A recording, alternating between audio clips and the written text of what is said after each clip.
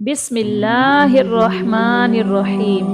السلام علیکم محترم ناظرین، آج آپ کے سامنے ایک ایسا واقعہ پیش کریں گے جسے سن کر سب حیران رہ جائیں گے۔ ماہ رمضان میں 27ویں روزے والے دن میری ساس روزے کی حالت میں نماز پڑھنے لگی تو اس کی موت ہو گئی۔ وہ پورے خاندان میں ایک شیطان عورت مشہور تھی، مگر اس کی موت کو دیکھ کر سب لوگ رش کرنے لگے کہ یہ بہت نیک تھی۔ ساس نے وصیت دی تھی کہ میرا جنازہ میری بیٹی پڑھائے گی۔ جنازہ پڑھا کر بیٹی نے ماں کے چہرے سے کفن اٹھایا تو اس کا دل پھٹ گیا۔ شادی ہو کر جب میں سسرال آئی تو سبھی نے میرے ناز نخرے اٹھائے تھے۔ میرے سسرال میں جوائنٹ فیملی سسٹم تھا۔ میں سب سے چھوٹی بہو تھی۔ میرے شوہر آصف اپنے گھر میں سب سے چھوٹے تھے۔ بڑے تینوں بھائی شادی شدہ تھے۔ ان تینوں بھائیوں کی ایک ہی بہن تھی اور وہ عمر میں ان سب سے بڑی تھی۔ آصف نے مجھے پہلے دن ہی یہ بات سمجھا دی تھی کہ مجھے ان کی بڑی بہن کی عزت بھی ویسے ہی کرنی ہے جیسے ان کی والدہ کی کرنی ہے۔ بڑی بہن غیر شادی شدہ ہے اور شادی نہیں کرنا چاہتی، اسی لیے ہمیشہ اپنے ساتھ ہی رہے گی۔ میرے سسر حیات نہیں تھے۔ سب بھائی ایک ہی بڑے سے گھر میں رہتے تھے۔ میری سب جٹھانیاں بھی بڑی نند کو آپا کہتی تھی، مگر مجھے اپنی نند کچھ عجیب سی لگی تھی۔ وہ پورا دن اپنے کمرے میں بند رہتی اور جب وہ اپنے کمرے میں ہوتی کسی کو بھی ان کے کمرے میں جانے کی اجازت نہیں تھی۔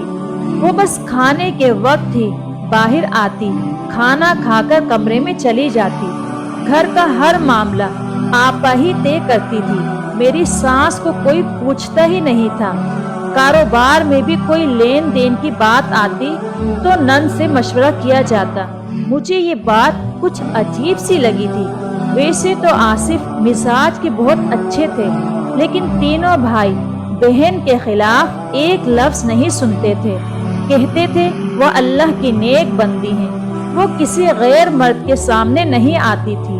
چادر کے بنا میں نے اسے نہیں دیکھا تھا، لیکن جو باتیں میرے سامنے آہستہ آہستہ کھلنے لگی وہ مجھے کچھ تشویش میں ڈالنے لگی تھی۔ جب بھی میری نند کھانے کے لیے کمرے سے باہر جاتی، تینوں بھائی اور ان کی بیویاں احتراماً کھڑے ہو جاتے۔ مجھے اپنی ساس کے لیے عجیب سا محسوس ہوتا تھا، کیونکہ ان کی کوئی بھی عزت نہیں کرتا تھا۔ ایک بار میں نے سب بھائیوں کو ایک ایسا کام کرتے دیکھا کہ میں حیران سی رہ گئی۔ میں نے دوسرے دن اپنی جٹھانی سے پوچھا کہ ہمارے گھر کے مرد اپنی ماں سے زیادہ آپا جی کو اتنی اہمیت کیوں دیتے ہیں، حالانکہ وہ ماں ہیں، بہن سے زیادہ حسن و سلوک اور فرما برداری کا حق رکھتی ہیں۔ میری بات سن کر جٹھانی نے گھبرا کر مجھے چپ رہنے کا اشارہ کیا اور کہنے لگی، آہستہ بولو، اگر یہ بات کسی مرد نے سن لی تو تمہاری خیر نہیں ہے۔ میں حیرت سے اپنی جٹھانی کا منہ تکنے لگی۔ میں نے ایک عام سی بات کی تھی، مگر جٹھانی کا رد عمل ایسا تھا جیسا کہ میں نے کوئی غلط بات کر دی ہو۔ میں چپ سی ہو گئی۔ آصف میرا بہت خیال رکھتے تھے۔ ایک دن میں نے ان سے ذکر کیا کہ آپ ماں سے زیادہ بہن کو اہمیت کیوں دیتے ہو؟ میری بات سن کر آصف کا چہرہ سرخ ہونے لگا۔ وہ مجھے قہر بھری نظروں سے دیکھنے لگے، کہنے لگے، میری بہن کے بارے میں ایک لفظ بھی مت بولنا، وہ بہت نیک اور پارسا ہے، وہ جتنی قابل عزت ہے ہم اس کا اتنا احترام نہیں کر پا رہے ہیں۔ مجھے آصف کا غصہ دیکھ کر سمجھ آ گئی تھی کہ میری جٹھانی نے مجھے کیوں منع کیا تھا۔ ایک روز سب بھائیوں نے کچھ رقم اپنی بہن کے سامنے رکھی، کہنے لگے کہ اپنے برکت والے ہاتھ اس پر رکھ دو، ہم نے یہ پیسہ کاروبار میں لگانا ہے، آپ کے ہاتھ سے برکت ہوگی، اگر ان پیسوں پر آپ کے ہاتھ لگ گئے تو ہمیں نفع ہوگا۔ میں یہ دیکھ کر حیران رہ گئی تھی۔ میری نند نے کچھ پڑھا اور پیسوں پر پھونک ماری۔ یہ بات مجھے کچھ درست نہیں لگی تھی۔ یہ بات ایک بہن کے احترام سے بڑھ کر کوئی اور ہی رخ اختیار کر رہی تھی۔ میں آصف کا رد عمل دیکھ کر بری طرح سے گھبرا گئی۔ یہی حال میری باقی جٹھانیوں کا تھا۔ نند کے معاملے میں وہ ایک لفظ منہ سے نہیں نکالتی تھی اور سانس بھی ماتھے پر تیوری چڑھائے اپنا جی جلاتی رہتی تھی۔ ایک بار میری سانس نماز پڑھ رہی تھی، دعا مانگتے ہوئے رونے لگی۔ ان کی حالت دیکھ کر میرا دل تڑپ کر رہ گیا۔ جس عزت و احترام کی حقدار وہ تھی، ان کے بچے وہ حق اپنی بڑی بہن کو دے رہے تھے۔ مجھے دروازے پر دیکھ کر میری سانس نے جلدی سے آنسو صاف کیے تھے۔ میں ان کے پاس گئی۔ میں نے ان سے پوچھا، ان کی طبیعت تو ٹھیک ہے نا؟ وہ مجھ سے نظریں چرانے لگی، کہنے لگی میں ٹھیک ہوں۔ میں نے ان سے کہا کہ میں نے انہیں کبھی نند کے ساتھ بیٹھ کر بات چیت کرتے نہیں دیکھا۔ پھر جو بات غصے سے انہوں نے مجھے بتائی، اسے سن کر میرا دماغ چکرا گیا تھا۔ نند کے کمرے میں صرف تینوں بھائی ہی جاتے ہیں۔ 1 گھنٹہ بیٹھ کر واپس آ جاتے تھے۔ ہم چاروں بہوؤں کو نند کے کمرے میں جانے کی اجازت نہیں تھی۔ ہمیں یہ حکم تھا کہ باوضو ہو کر نند کے لیے کھانا بنایا جائے، کیونکہ وہ پاک روح ہیں۔ مجھے اس قسم کی باتوں کو اپنانا کچھ جہالت سا لگ رہا تھا، مگر میری دوسری جٹھانیاں اپنی نند کی غلام بنی ہوئی تھی۔ انہی دنوں ماہ رمضان کا چاند نظر آیا۔ میری نند سفید لباس میں باہر آئی اور کھلے صحن میں کھڑی ہو گئی۔ چاند کو دیکھ کر آنکھیں بند کی اور پھر کچھ پڑھنے لگی۔ اس وقت صحن میں ہم سب موجود تھے، بس میری سانس وہاں موجود نہیں تھی۔ کچھ ہی دیر میں میری نند نے بند آنکھوں سے کہا، امی یہاں کیوں نہیں ہیں؟ یہ سن کر تینوں بھائی ماں کو ڈھونڈنے لگے، پھر انہیں پکارنے لگے۔ میں نے کہا میں امی کو بلا کر آتی ہوں۔ آصف نے مجھے یوں دیکھا جیسے وہ میری جان ہی نکال دیں گے۔ کہنے لگے، جب تک آپا جی حکم نہ دیں کوئی اپنی جگہ سے ہلے گا بھی نہیں۔ یہ ہماری ماں بھی نہ جانے ایک نیک عورت کے ساتھ کیوں ضد لگا کر بیٹھی ہیں۔ خدا کے غضب کی حقدار ہو گئی تو پتہ چلے گا۔ اپنے شوہر کے منہ سے اپنی والدہ کے لیے یہ کلمات سن کر مجھے بہت برا لگا۔ تینوں بیٹوں نے ماں کو پکارا تو وہ بیچاری بھاگ کر چلی آئی۔ کہنے لگی، میں قرآن پاک پڑھ رہی تھی، اسی لیے دیر ہو گئی۔ میرا بڑا جیٹھ غصے میں کہنے لگا، جب ہماری بڑی آپا آپ کو بلا رہی تھی تب آپ باہر کیوں نہیں آئی؟ نند نے جیٹھ کو چپ رہنے کا اشارہ کیا تو وہ چپ ہو گیا۔ اس کے بعد میری نند نے جس عمل کے لیے ہمیں کہا تھا وہ میں مر کر بھی نہیں کر سکتی تھی۔ میں نے صاف انکار کر دیا۔ میری بات سن کر آصف نے ایک زوردار تھپڑ میرے منہ پر مار دیا۔ میں حواس باختہ ہو کر رہ گئی۔ تھپڑ اتنے زور کا تھا کہ میں دور جا گری تھی۔ پھر آصف میرے پاس آئے اور غرا کر بولے، آئندہ تم نے انکار کیا تو مجھ سے برا کوئی نہیں ہوگا۔ آہستہ آہستہ سبھی مجھے گھورتے ہوئے اندر چلے گئے۔ میری نند بھی جا چکی تھی، بس میری سانس وہیں رہ گئی تھی۔ میں تو یوں ہی جیسے کوئی بے جان مجسمہ ہو۔ میری سانس نے مجھے پانی پلایا، میرے آنسو صاف کیے اور پھر کہنے لگی کہ یہ عورت نہیں، ڈائن ہے، اور پتہ نہیں خود کو کیا سمجھتی ہے، لیکن ایک دن میں اس کا راز فاش کر دوں گی۔ میری سانس نے غصے سے یہ الفاظ آپا جی کے لیے کہے تھے۔ آج شام مجھے اپنے قسمت خراب ہونے پر رونا آ رہا تھا۔ اس وقت میری نند نے سب کو کہا تھا سب گھر والے میرے ہاتھ کا بوسہ لے کر اپنی آنکھوں کو لگائیں۔ میں ان باتوں کو نہیں مانتی تھی، پھر میں یہ عمل جبرن کیوں کرتی؟ سب سے پہلے میری سانس نے آپا جی کے ہاتھ کو بے بسی سے پکڑ کر چوما اور آنکھوں کو لگایا۔ میری سانس کے چہرے سے صاف لگ رہا تھا کہ وہ یہ سب کام مجبوری میں کر رہی ہیں۔ پھر باری باری سب بھائیوں نے یہی عمل دہرایا تھا، لیکن میں نے انکار کر دیا، جس کا نتیجہ میرے گال پر آصف کی انگلیوں کے نشانات کی صورت میں موجود تھا۔ اس وقت مجھے اپنی سانس اپنی سب سے بڑی ہمدرد لگ رہی تھی۔ اس دن بھی جب میں اپنی سانس کو چائے دینے گئی تھی، ان سے کہا تھا کہ وہ آپا جی سے بات کیوں نہیں کرتی۔ وہ ان کی بیٹی ہیں۔ تب وہ چلا کر بولی کہ وہ بیٹی نہیں، ڈائن ہے۔ مجھے سانس اپنے کمرے میں لے گئی، پھر مجھ سے کہنے لگی تم چپ کر جاؤ، اللہ تعالیٰ کی ذات بہت بڑی ہے، برائی کا انجام بھی برا ہی ہوتا ہے۔ میں نے اپنی سانس سے پوچھا کہ آخر یہ سب کیا ہے؟ پھر جو انکشاف میری سانس نے مجھ پر کھولے، میری تو روح تک کانپ گئی تھی۔ دوسرے دن میں نے آصف سے معافی مانگ لی۔ وہ ابھی غصے میں تھے، کہنے لگے آپا جی سے معافی مانگو۔ سحری کا وقت تھا، وہ سحری کرنے کے لیے اپنے کمرے سے باہر آئی ہوئی تھی۔ میں نے ہاتھ جوڑ کر آپا سے معافی مانگ لی۔ آپا نے اپنا ہاتھ آگے کر دیا اور کہا اسے چوم کر اپنی آنکھوں پر لگاؤ۔ اس وقت میں بے بس تھی، اسی لیے وہی کیا جیسا آپا نے کہا تھا، مگر اس کے بعد میں نے آصف کی کسی بات پر کوئی اختلاف نہیں کیا تھا۔ مجھے آپا جی سے چڑ سی ہونے لگی تھی۔ ان کے کمرے کی صفائی پر ایک بڑی عمر کی عورت مامور تھی، لیکن اب مجھے آپا جی کی اچھائی کے پیچھے جو راز تھا، مجھے وہ سب جاننا تھا۔ جو کچھ میری سانس نے مجھے بتایا تھا اس کی حقیقت کیا ہے؟ اس لیے میں نے اس کام کرنے والی اماں کو 1000 کا نوٹ تھما دیا اور اسے اپنے کمرے میں چھپا دیا۔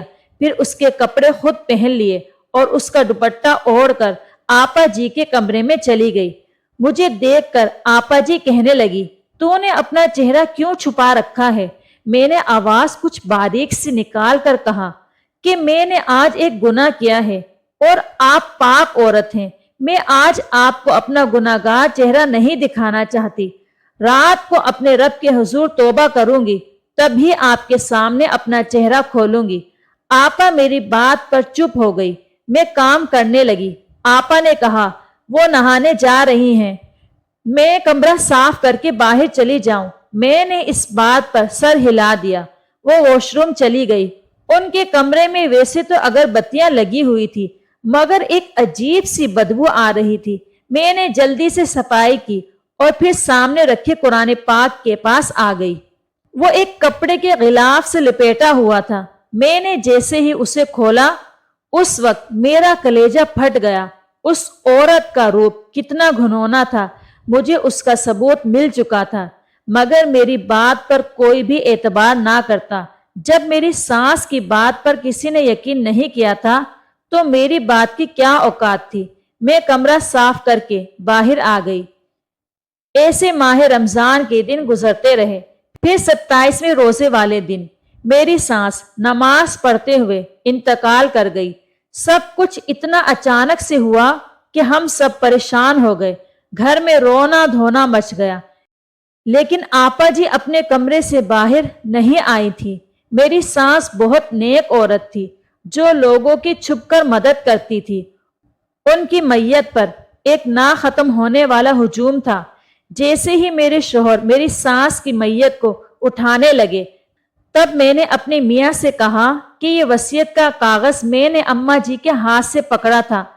شاید وہ جان گئی تھی کہ وہ اب نہیں بچیں گی، اسی لیے وہ وصیت کر گئی ہیں کہ ان کا جنازہ آپا جی ہی پڑھائیں گی۔ میرے میاں نے میرے ہاتھ سے وہ کاغذ پکڑا اور پڑھنے لگے۔ اس میں یہی لکھا تھا کہ میں بہت گناہگار عورت ہوں، اسی لیے مجھے اپنی بخشش کی کوئی امید نہیں ہے۔ میرا جنازہ میری بیٹی پڑھائے گی، وہ پاک اور نیک عورت ہے، شاید کہ اسی وجہ سے میری بخشش ہو جائے۔ یہ بات سن کر سب بھائی اس بات پر رضامند ہو گئے۔ حالانکہ بہت سے سمجھدار لوگوں نے انہیں کہا کہ عورت جنازہ نہیں پڑھا سکتی، مگر ہمارے گھر کے مردوں کا یقین بس آپا جی پر ہی تھا، اسی لیے چاروں بھائی آپا جی کے کمرے میں چلے گئے۔ انہیں اپنی والدہ کی نصیحت سنائی، لیکن آپا جی نے منع کر دیا کہ وہ جنازہ نہیں پڑھائیں گی، مگر بھائیوں نے ان کی منت سماجت کی تو وہ مان گئی۔ وہاں موجود لوگوں کے منہ کھلے کے کھلے رہ گئے تھے۔ جس دن آصف نے مجھے تھپڑ مارا تھا، میری سانس مجھے اپنے کمرے میں لے گئی تھی۔ پھر مجھ سے کہنے لگی یہ عورت میری بیٹی نہیں ہے، اصل میں یہ میرے شوہر کی پہلی بیوی کی بیٹی ہے۔ جب میری سانس کی شادی ہوئی تب آپا 15 سال کی تھی۔ میرے سسر نے اپنی پہلی بیوی کو طلاق دے دی تھی کیونکہ وہ کالے عملیات کرتی تھی۔ यानी आपा को भी सब सिखा चुकी थी। तलाक के बाद आपा की सगी माँ ये घर छोड़कर चली गई थी, मगर आपा को उसके वालिद ने यहीं रख लिया था। जब मेरी सास को आपा जी ने अपने वालिद के साथ खुश देखा तो वो उनसे नफरत करने लगी।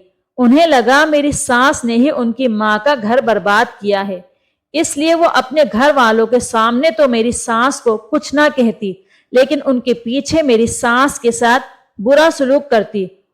और जब मेरी सास मेरे ससुर से कहती तो वो अपनी बेटी के खिलाफ कुछ सुनने को तैयार ही नहीं होते थे, क्योंकि वो उन पर कुछ गलत किस्म के मंत्र पढ़कर फूंक देती थी। मेरी सास की अहमियत इस घर में सिर्फ एक नौकरानी जितनी थी। जब मेरी सास के घर बेटे पैदा हुए तो वो भी बाप की देखा देखी माँ के बजाय आपा जी को अहमियत देने लगे थे, क्योंकि आपा उनके सामने बहुत नेक बनती थी। मेरे ससुर अपने बेटों के सामने मेरी सास को गालियां देते, मारते और कहते, मेरी बेटी पर तुम गलत इल्जाम लगाती हो, वो मेरी बेटी है, मेरा खून है, वो अपनी माँ की तरह नहीं हो सकती, उसे तो अपनी जादूगर माँ से नफरत थी, इसीलिए तो वो मेरे पास रुक गई थी। मेरी बेटी बहुत नेक और दीनदार है। तुम सुतेली माँ बनकर शैतानों वाले काम मत करो। इसी तरह मेरे ससुर अपनी बेटी के खिलाफ एक बात भी नहीं सुनते थे, और फिर सब बच्चों के कच्चे जहनों में भी यही बात बैठ गई थी। आपा उनको कहती रहती कि तुम्हारी माँ को तुमसे प्यार नहीं है, जैसे मुझे बुरा भला कहती हैं ऐसे ही तुम लोगों की भी मेरे बाप से बुराइयां करती हैं। सब भाइयों के जहनों में यही बात बैठ गई थी और वो अपनी माँ से नफरत करने लगे। जब मेरी सास ने देखा कि मेरा शोहर अपनी बेटी के बारे में कुछ सुनता ही नहीं है, तब वो भी चुप कर गई। जब आपा 25 साल की हुई तो मेरी सास ने ससुर से कहा कि अब उसकी शादी कर देनी चाहिए। मेरी सास को यही लगा था कि शायद यूं उनकी जान आपा जी से छूट जाएगी, मगर आपा जी ने कहा वो अपनी सारी जिंदगी अल्लाह ताला के लिए वक्फ कर देंगी और शादी कभी नहीं करेंगी।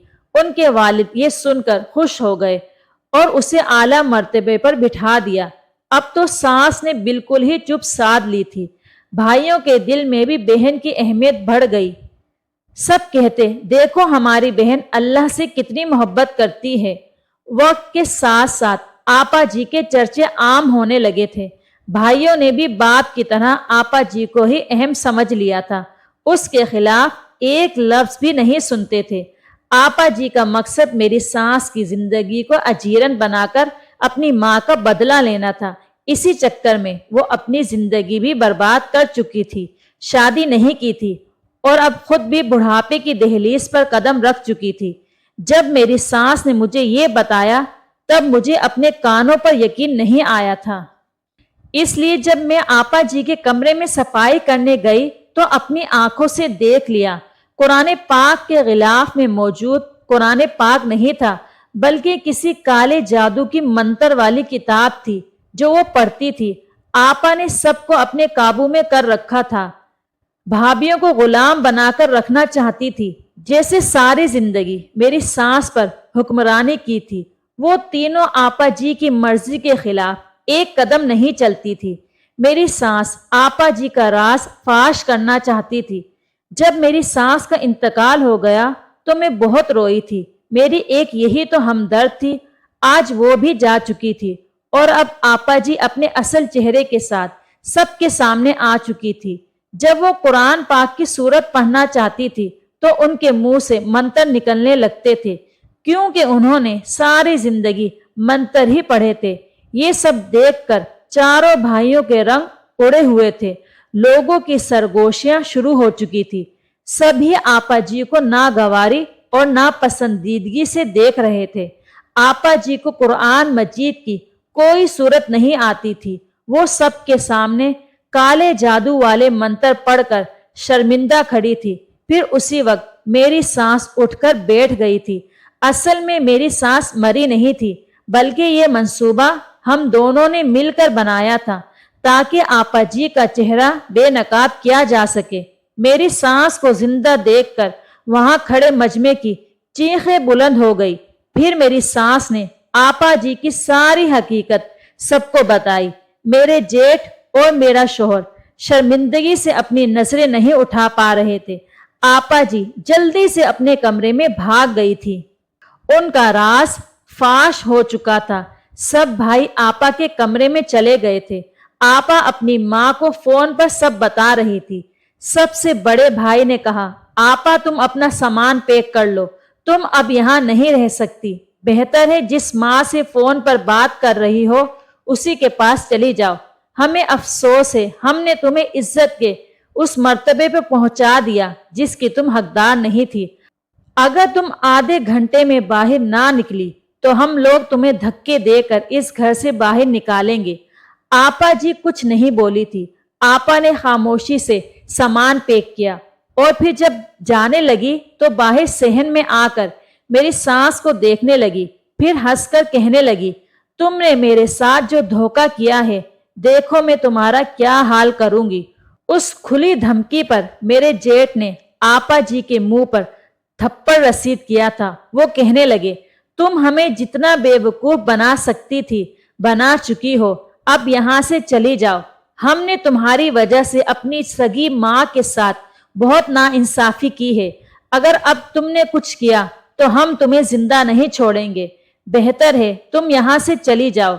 अगर तुमने अपने नापाक इरादों से हमें या हमारी माँ को कुछ भी नुकसान पहुंचाना चाहा तो हम भी तुम्हारे साथ बहुत बुरा करेंगे। ये कहकर मेरे जेठ ने आपा जी को धक्के मारकर घर से निकाल दिया था। मैंने उन्हें कहा, आपने जो भी किया वो एक गुनाह ही था। किसी का बहुत नेक होना कभी भी हमें इस बात की तरगीब नहीं देता कि हम उसे जरूरत से ज्यादा ही बुलंद मर्तबा दे दें। और जो नेक लोग होते हैं वो अपने मुंह से कभी उस बात का एतराफ नहीं करते, वो तो बस नेकी करके दरिया में डालते जाते हैं। आपा के जाने के बाद सब घर वालों ने मेरी सास से माफी मांग ली थी और मेरी सास ने उन्हें माफ कर दिया था। आज इतने सालों बाद इस घर में सब कुछ ठीक हो गया था। मेरी सास भी बहुत खुश है और वह अल्लाह ताला का शुक्र अदा करती है कि उसकी करम नवाजी से ये घर जन्नत बन गया है। और मैं अल्लाह ताला का शुक्र अदा करती हूँ कि मैंने अपनी सास की मदद की और इस घर को तबाह बर्बाद होने से बचा लिया। अल्लाह ताला से दुआ है कि अल्लाह ताला ऐसे फितनों से सबको महफूज रखे। आमीन या रब्बुल आलमीन। अगर आपको आज की वीडियो पसंद आई है तो वीडियो को लाइक और शेयर कीजिए और इसी तरह की मज़ीद वीडियो देखने के लिए हमारे चैनल को सब्सक्राइब कीजिए। शुक्रिया।